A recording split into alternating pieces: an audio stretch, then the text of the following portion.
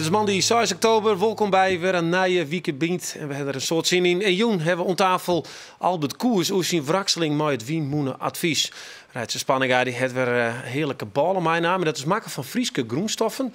En actrice Joke Tjalsma staat onder top van het landelijke acteerverhaal. Ze won dit weekend zelfs nog een hele belangrijke filmprijs. Het Gouden Kalf voor de beste film 2014 gaat naar Motherfucker.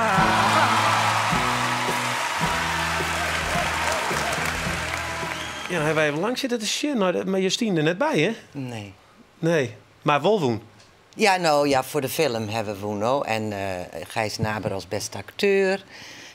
Daar speel ik de mem van. En het beste scenario. Ja. Dus 3 Gouden Kalf. Ja, prachtig. En dan krijg je dus in een weekend een Gouden Kalf. En een weekend later heb je de première van eigenlijk je eerste Frieske theaterstuk. Ja. Hoe is dat?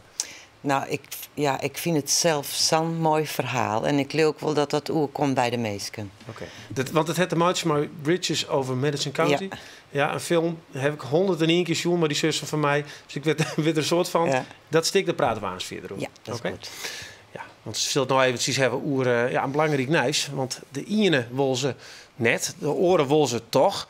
En ze moeten er toch komen. Wienmoen. Maar de regiegroep Friesland van de Wien, die is eruit. En kwam uit met een advies aan de provincie. Dit is hem. Friesland van de Wien, dat is het pakket. Op zo'n plakken in Friesland kan er dus Wienmoen gebouwd worden. En op nog een stretje plakken kan dat nooit onpassings. Nou, Albert Koers, je bent van die regiegroep. En je hebt er dreig me gewoon in, de Arroene weekend. Viel dit juut als een aai dat eruit moest? Ja, het is goed dat het klaar is. Het heeft heel veel tijd en energie gekost. En blij dat het nu naar buiten is en dat we de bal bij de provincie hebben neergelegd. Dat nu de wedstrijd door de provincie gespeeld moet gaan worden. Maar even voor de duidelijkheid, jou hebben eigenlijk een griezelijke hekel hè, om Wienmoen. Nou kijk, even terug. We hebben ook overal bijeenkomsten georganiseerd. Dat is wel bekend denk ik, ook bij de kijkers. 15 bijeenkomsten overal door Friesland. En één klein voorbeeldje, ik stond daar ergens in een pauze een kopje koffie te drinken. Kwam er een man naar me toe en achteraf zijn we goede maatjes geworden. Dus het bedoel, helemaal niet een vervelend verhaal. Die kwam naar me toe terwijl ik met mijn koffie stond en die zei één woord, die zei verrader. Verrader? Ja, en toen dacht ik van, wat bedoelt hij daar nou mee? Dus wij waren ook wel wat gewend, dus ik zei zoiets van, wat bedoel je daar dan mee? We raakten aan de praat en had gezegd, nu zijn we goed on speaking terms, om het maar zo te zeggen. Maar hij zei wel iets heel waars. Want ik ben begonnen, dit hele verhaal, met mijn comité Hou Friesland Mooi. Van wij willen geen windturbines in Friesland. Geen windparken, nee. Maar op een gegeven moment als je erin verdiept, dan denk je ja, maar daar schieten we niks mee op. Want het Rijk wil dat wij in Friesland windturbines neerzetten, 530,5 megawatt. Dat is een behoorlijk portie. De provincie zelf wil het. De provincie heeft ook in juni gezegd, wij willen ook die 530,5. En dan kun je wel nee blijven zeggen. Maar ja, dan kun je beter dezelfde regie houden, zodat je nog in ieder geval uitziekje kunnen wedstrijden. Nou, ja, dan is Joet kan dat eruit, hè? Ja. Zou die Mario nog altijd een verrader vinden? Nou, dat weet ik niet. Dan moet je die man vragen. Maar hij begreep wel, en daarom zijn we weer ook goed met elkaar geëindigd. Hij begreep wel waarom ik de draai gemaakt heb om te zeggen van ja, je kunt wel tegenwezen, maar je moet de werkelijkheid nemen zoals die is. En de werkelijkheid is dat dat er moet komen. En dan is de vraag, hoe doen we dat met elkaar in Friesland op de slimste manier en ook zodanig dat we zelf het heft in handen houden. Zullen we even een kaartje zien?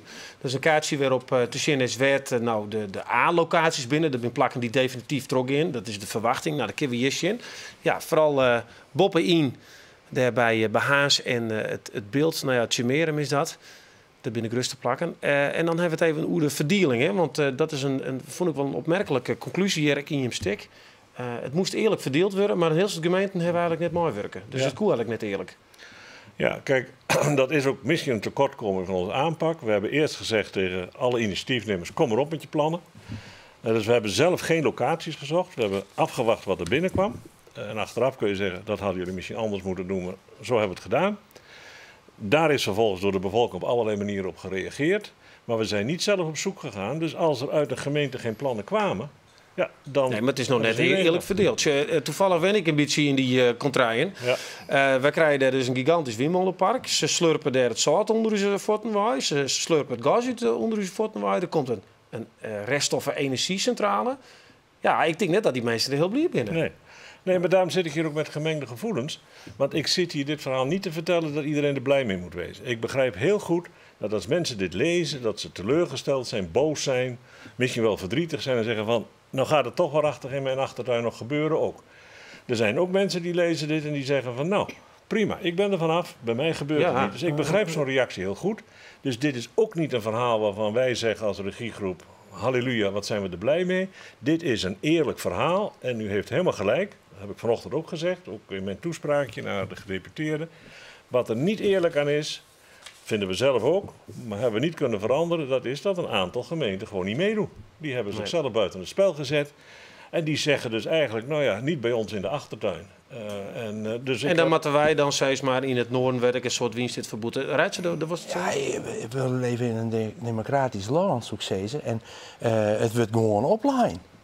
Je zei ze gewoon van de provincie zegt ja, het Rijk zegt ja, er moet gewoon saf van meegewaard moeten komen. Ik zou zeggen, als wij hier in Friesland vanuit de politiek gewoon zeggen van oké, ik hoor een referendum over dit onderwerp, wil ik wel eens weten hoe de Friesen erover denken. Nou, dan weet ik wel wat eruit komt. Nou? Nee. Ik denk dat de Friesen dan zeggen, in meerderheid, dat willen we helemaal niet. Nee. Maar zolang wij deel zijn van Nederland, ja, dit is in Den Haag beslist. Ja, dat weet ik ook wel. Maar wij leven in een democratie. En in een democratie kunnen wij dat zelf ook wel zeggen wat we willen. In een democratie, op een gegeven moment, dit is een democratisch genomen besluit. Ja, in Den Haag kun je het mee eens zijn of niet mee eens zijn. Daar kun je boos over zijn, je kunt er tegen ageren. Maar dit besluit is door de Tweede Kamer. En kunnen in de noordenprovincie net wat meer in en de buurt wat minder? Nee, bij andere provincies hebben we allemaal een deel gekregen. Dat is allemaal precies. En die Ausluitdijk dan? Ken je er wat op? Ja, dat maar het grootste gedeelte van de Ausluitdijk, oké, dat is ook een monument. Maar dat binnen al die nog plannen rijden. En daar komen we nog goed te spreken. Ja. Dit is van nou. Dit is even precies de tijdelijke conclusie. Je binnen net blijft maar het moest er komen. En dan is dit het beste wat er is. Zo is het. En dan, ja, maar we wachten in december wat de provinciale steden ervan zou zijn. Ja, en nou ja, nogmaals, wij vinden dit een eerlijke deal, een eerlijk compromis.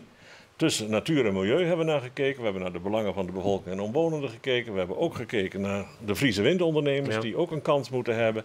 En wij denken dat dit een zorgvuldig, wel overwogen en eerlijk compromis is. En met een compromis, dat zit ook in het woord, niemand is er echt blij mee. Iedereen is misschien even ongelukkig, maar zolang iedereen even ongelukkig is en even blij, is het een eerlijk compromis. Oké. Nou, we zullen het nog even over wat oors. Want dat komt echt uit die contraien waar je met een heel soort wienmoenesteert. Het zal wel goed wezen, denk ik, voor het Noord en het Weet. Wist toch nog wat het is? Ja, ik moest het opzoeken, hè? Ik moest het ook opzoeken. Maar dat is Frieske tarwe. Ja. En er komt een prachtig product uit. Wietse Skieren, de man van Koopmansmeel. Die is proefbakker. En misschien kan je bij Michel naar de reportage. Ja, dat keer zeker. Daar heeft op Paardwest, hè? Ik ben op Paardwest. Okay. En wie een mooi verhaal. Onderwijs, inlauwend, naar Koopmansmeelfabrieken. Want er gaat je het om mol. En mol, dat wordt maken van Frieske tarwe. Dit is echt een van de oudste Frieske bedrijven. Koopmansmeelfabrieken. 168 hier. En geen afspraak, maar deze man. Wietse! Rijtse, meetje. Hoe is het, jongen? Ja, goed, hartstikke goed. Ja. Hij is de oven warm? Ja, hij staat al aan de baan. Ik word niet misschien, maar wat deze wordt voor mij kennen. Die Frieske tarwe, waarom is dat zo bijzonder? Nou, eerst konden we eigenlijk nooit het balemaatje van tarwe van Friesland. Het wie een beetje, de kwaliteit wie net goed genoeg, zo moest het zijn. Oké. Maar ja, het klimaat wordt steeds warmer. En in combinatie met de boeren, dat we speciale rassen kweken kennen, maakt het dat we nou toch een stukje balemaatje kennen. Dus uiteindelijk is een oer-Fries product wat van onze prachtige de beeld komt. Ja. En we zijn betiert in het seizoen al aan het respien, hè? En wie hartstikke betiert. Wie 2-3 weken niet eerder zo is. En wie een prachtig gezicht. Het wie een fantastische simmer. De simmer van 2014. En dat wie voor het Noord, wie het heel dol geweldig. En daarom ben ik hier in de beeld op een oude Wildik bij Jensma. En die verbouwen deze Noord. Dat is het Frieske woord voor tarwe. Wat is er nou bijzonder aan deze Frieske tarwe? Het is lekker, het is voedzaam, er zit geen toevoeging in, geen Chinese haren erop. Dus wat weer meer. Puur Friesk dus. Puur Fries. Ja, zou maar wat hebben. En het gaat door de handen die is aan het stuur. Nee, een beetje Hij heeft de handen gewoon door elkaar. Dus dit is nou die Frieske mol. Friesk mol. Ja, dit is Fries Moor, 100% Fries Moor. Wetter en breed erbij. Maar verder dan al? Ja. Ja, we hebben als een molenbasis. Nou, maar het eerst even goed vermengen. Hoe lang je naar race kost? Oorloeren. Oké. Mooi hoor, wat een vaak net bakken. Hey. Prachtig. Ja.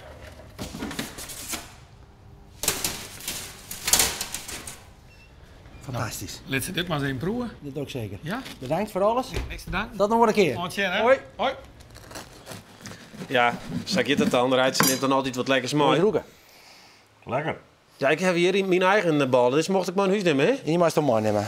Oh, Joke, was even roeken? Ik krijg wel Is Want dat dat vindt van- toch wel de lekkerste Oh, dingen, hè? dit Had ik dat doe ik bepalen echt mooi. nooit. Is dat met z'n heerlijk? bakker, ja. Vaske snij- koffie en vaske ballen. Ja, ik snij er gewoon even grove stikking even van, dan moet je het even proeven. En dan heb ik hier even wat zeezout en daar laat wat olijfolie. En ik lees het er gewoon zo even een stukje op. En dan dat kan je een stuk saai eten. Maar het mooie hiervan is gewoon prachtig product, oerfries product. We hadden het zien in de reportage, helemaal mooi. En wat leuk is dat Wietse skier, hè, dat de man die we krijgen zitten, de meester Boulanger. Ja. Die, Broer van Frans. François. François Boulanger. Nee, maar deze beste man die maakt die recepten allegaar. Natuurlijk doen ze dat vanuit het werk van Koopmansmeel. Maar dat krijgen de Frieske bakkers. En hij maakt die balansen er mooi in, wist je wel. En nou hebben we hier dus vol koren, hè? Ja. Prachtig. Wat ik van hem prun, hier, dat voel ik zag voor scoren dan lekker. Dan doen we er een beetje gember er doorheen. Hè.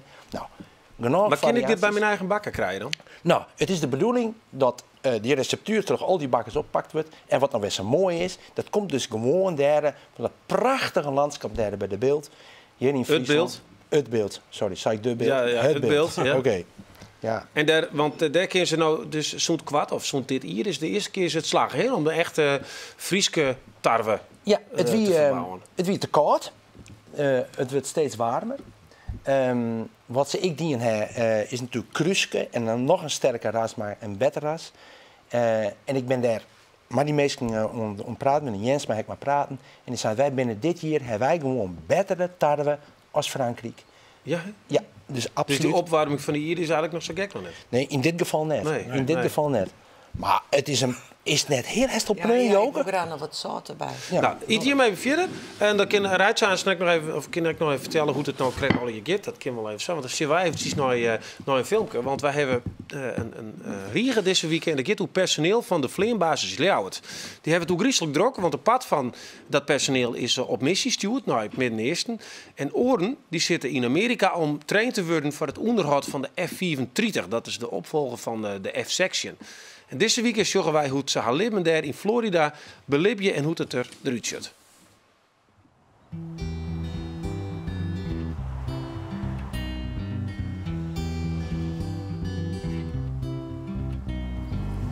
Road tripping with my two favorite allies. Fully loaded, we got snacks and supplies. It's time to leave this town, it's time to steal away. Let's go get lost anywhere in the USA. Let's go get lost, let's go get lost. Leuk hè, Florida. Prachtig. Ja. Ja, het is lekker weer. We hebben alles achter ons gelaten in Nederland en we krijgen er lekker weer voor terug. Ja. Hoe moeilijk is dat? Ja, het is best wel moeilijk, want op een gegeven moment kom je op een je moet een keus maken om vanuit je comfortzone. Mijn vrouw werkt, de kinderen hebben vriendjes op school, die hebben sport. Je moet alles opgeven. Je moet tegen je familie zeggen van hey, ik moet een tijdje naar het buitenland en we gaan met z'n allen. En dat is inderdaad wel een hele stap. En daar zijn we dan ook best wel lang aan het praten geweest. Ja. Dus maar we hebben toch de stoute schoenen aangetrokken en naar Florida afgereisd. We hadden het goed in Nederland, hè, een leuke baan en ja, het ging leuk met het gezin, hè, hadden leuke vriendjes.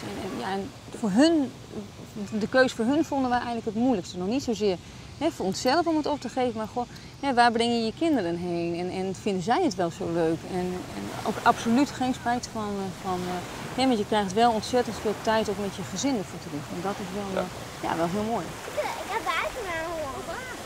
Voor mij was het 1 kans en ik moest op dat moment instappen, want die kans zou ik niet weer krijgen. Carrière technisch gezien de beste keuze? Nou, de club van de F35 is nu heel klein en die blijft voorlopig ook nog klein. Totdat de F35 in Nederland geïntroduceerd gaat worden. Dus het was voor ons nu een keuze van, hey, als we het doen, moeten we het nu doen qua leeftijd van de kinderen. Ja, de doorslag heeft voor ons gegeven van, hey, prima, we gaan dit met het gezin, gaan we dit samen doen. En we zijn lekker gewoon een aantal jaren gewoon altijd samen. Just a mirror for the sun. Het klimaat is anders. Het is heel benauwd. De zon schijnt veel, het is Sunshine State. Maar hier dan komen dus de pelikanen komen over. En daar krijg je heel veel voor terug qua flora, fauna. We reden dus net hierheen naar het strand. En toen hebben we dus een snapping turtle. Ik denk dat die zo groot was, 40, 50 centimeter. Ja, jawel, jawel. En die loopt dan de weg over. Nou, men is hier ook geneigd om die dieren te helpen bij het oversteken. Dus iedereen stopt, auto's achter ons stoppen, politie stopt en dan vervolgens gaan we zo'n snapping turtle. Het is een bijtschildpad, dus je moet wel een beetje uitkijken. Maar die zetten we dan met z'n allen aan de overkant van de straat en dan rijden we weer verder.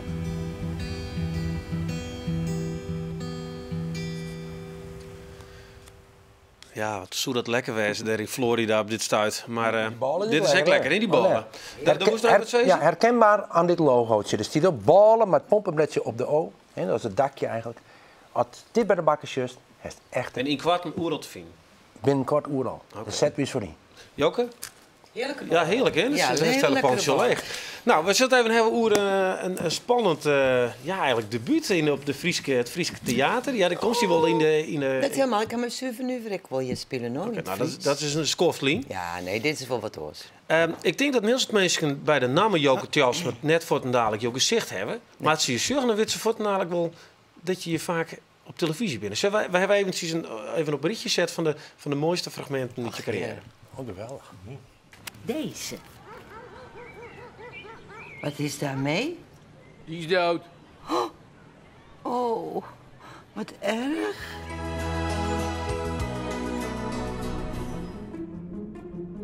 Dag, prachtige kleinzoon van me. Wat heb je toch? Wiegeltje! Oh, het is een prachtige film, wie dat, hè? Ja. Leuk. Iep. Dat is ik zo. Ja, nou, zuster. No shirt, echt. Live. Ach, heer. Nou, we zullen het hebben over het stuk Unleefde. Ja. Het krijg mij Bridges over Madison County, het boek, maar ook de film, die denk ik van heel veel mensen voor bekend is. Ik ga nog even voor de mensen die het net weten, dat verhaal even kwart de helft zetten. Waar gaat het toe? Nou, de meeste mensen kennen de film en net het boek, maar het is een Italiaanse vrouw die na de oorlog trouwt is met een Amerikaan. Veteraan, ja, wat mooie oors, hè? Al hier jongens, Italiaanse jongens leven net meer en dan neem je die stap en ze komt daar in Iowa te landen. En dat is op zich best oké, zet wat baan. Maar dan komt op een gegeven moment dat de baan en de man een weekend naar de veemarkt in Illinois binnen. Komt er een vreemdeling langs, dat is een fotograaf. Een hele knappe, toch? Dat zou het zien stik. Hij is net knap, maar echt net hoe schoch. Maar hij hier wat in eigen. Nou, wat hij vooral mij brengt, denk ik, net omdat het uiterlijk zijn schoonheid is. Maar hij brengt een oren wereld mij.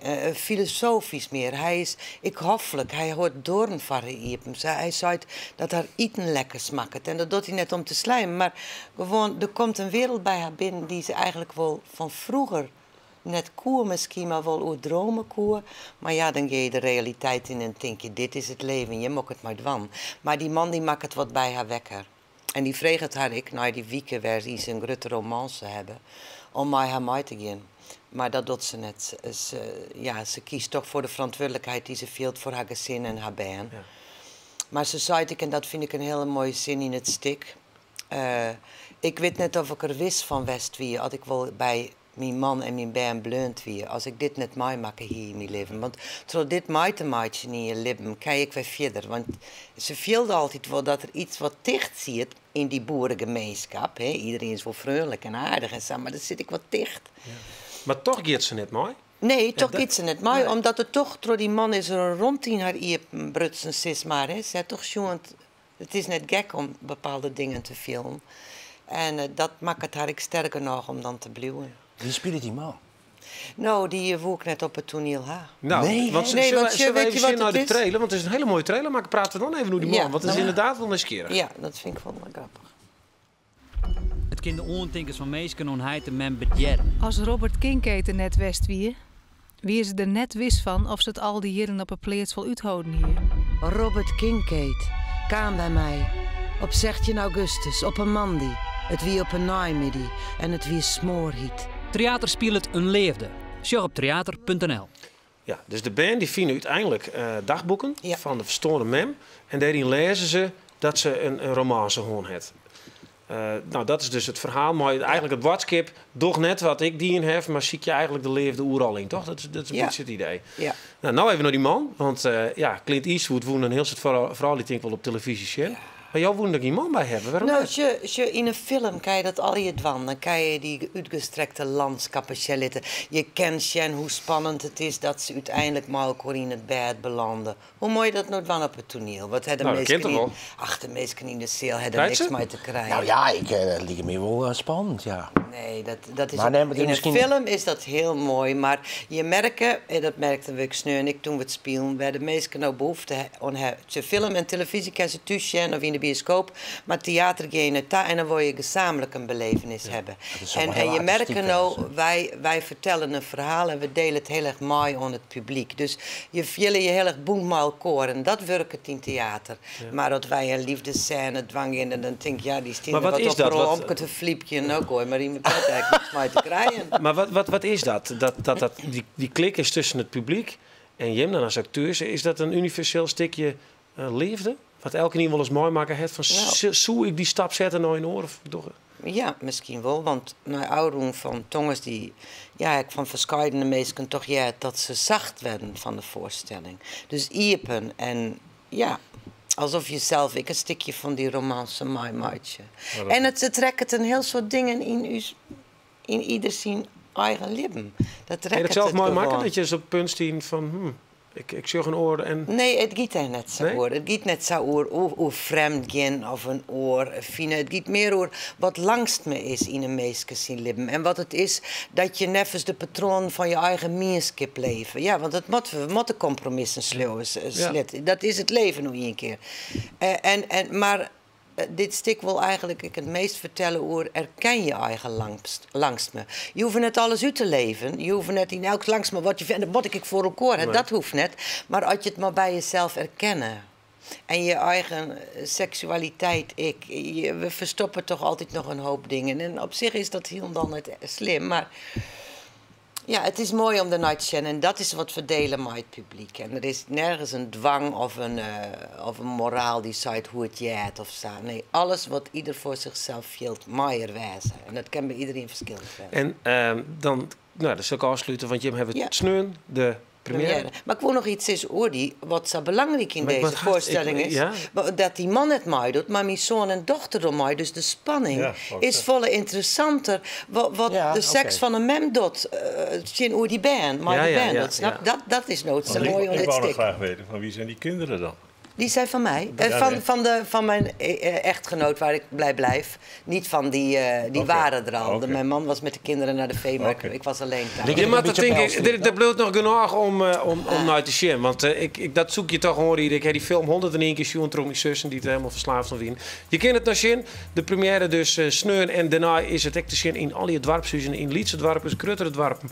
Prachtig mooi. En Joke Tjalsma in het Fries. Prachtig. Geweldig. Ja, knap nog. Geweldig. En Tiger, dank voor het verhaal, je Mek. Succes en mooi. Rijd zo lekker. Ik neem een stukje ballen aan huis. Ja, dit is Wien van Joen. Ook raar. Dank voor het zien en ontmoeten. Dag. Jo,